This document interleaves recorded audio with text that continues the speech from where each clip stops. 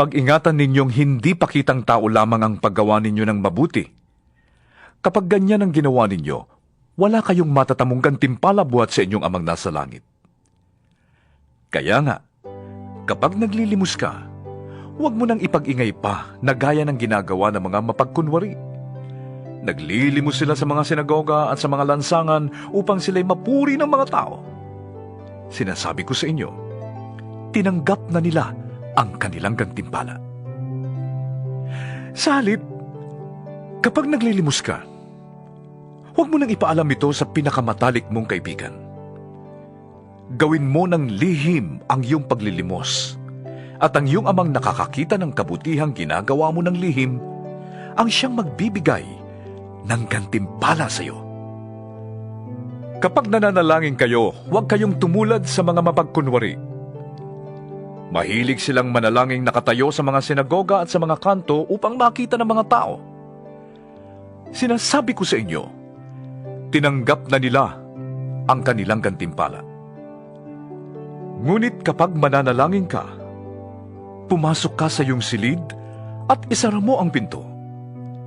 Saka ka manalangin sa iyong amang hindi mo nakikita, at ang iyong amang nakakakita ng ginagawa mo ng lihim ang siyang magbibigay sa iyo ng gantimpala. Sa pananalangin ninyo'y huwag kayong gagamit ng maraming salitang walang kabuluhan, gaya ng ginagawa ng mga hindi nakakakilala sa Diyos. Ang akala nila'y pakikinggan sila ng Diyos dahil sa dami ng kanilang salita.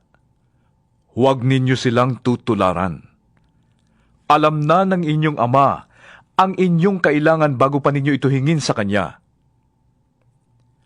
Ganito kayo mananalangin: Ama naming nasa langit, sambahin nawa ang pangalan mo. Naway maghari ka sa amin.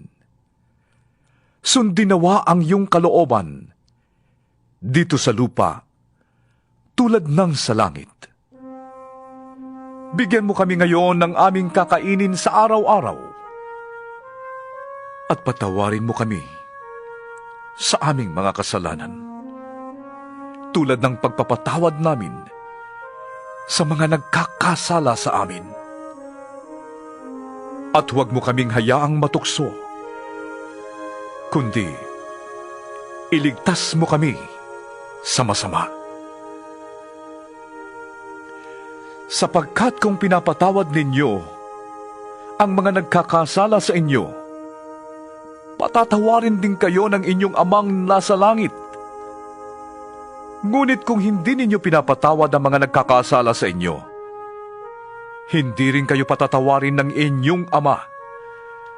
Kapag kayo'y nag-aayuno, huwag kayong magmukhang malungkot na tulad ng mga mapagkunwari. Hindi sila nag-aayos upang malaman ng mga tao na sila'y nag-aayuno. Sinasabi ko sa inyo, tinanggap na nila ang kanilang gantimpala. Sa halip, kapag ikaw ay nag-aayuno, maghilamos ka at mag-ayos ng buhok, upang huwag mapansin ng mga tao na ikaw ay nag-aayuno. Ang iyong Amang hindi mo nakikita, ang tanging makakaalam nito.